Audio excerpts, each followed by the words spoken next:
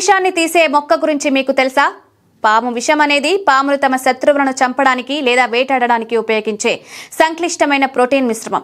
ఇది పాము జాతి, ఆహారం, నివాస స్థలం వంటి అనేక కారకాలపై ఆధారపడి విభిన్నంగా ఉంటుంది. ఈ రోజుల్లో ఆధునిక వైద్యం ద్వారా పాము కాటుకు చికిత్స అందిస్తున్నారు. కానీ గతంలో ఆకులతో పాము కాటుకు విరుగుడు అందించేవారు. పాము విషాన్ని తీసే మొక్క అనేది ఒక ప్రాచీన నమ్మకం. అనేక సంస్కృతుల్లో వివిధ మొక్కలకు పాము విషానికి ప్రతి విషంగా పేరుంది. అయితే వైజ్ఞానికంగా నిరూపితమైన ఏ మొక్కనైనా పాము విషానికి ప్రత్యక్ష చికిత్సగా ఉపయోగించవచ్చని చెప్పడానికి ఎలాంటి ఆధారాలు లేవు.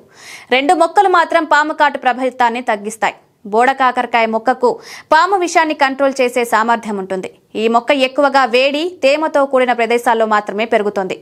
ఇది దొరికినప్పుడల్లా ఎక్కువ సార్లు తింటూ ఉండాలి. అలాగే భారతీయ సంస్కృతిలో నాగుపామును దేవుడిగా కూడా పూజిస్తారు. నాగుపాము విషానికి నాగదంతులను ప్రతివిషంగా భావిస్తారు.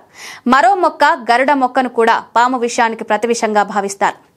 పాము కాటు వచ్చిన వెంటనే వైద్యుడిని సంప్రదించడం చాలా ముఖ్యం. పాము కాటు వల్ల కలిగే విషం శరీరంలో వేగంగా వ్యాపిస్తుంది కాబట్టి ప్రశాంతంగా ఉండడం చాలా ముఖ్యం. కాటు వేసిన భాగాన్ని కదలకుండా ఉంచడం వల్ల విషం శరీరంలోకి వ్యాపించడం తగ్గుతుంది. పాము కాటుకు స్వయంగా చికిత్స చేయడానికి ప్రయత్నించవద్దు.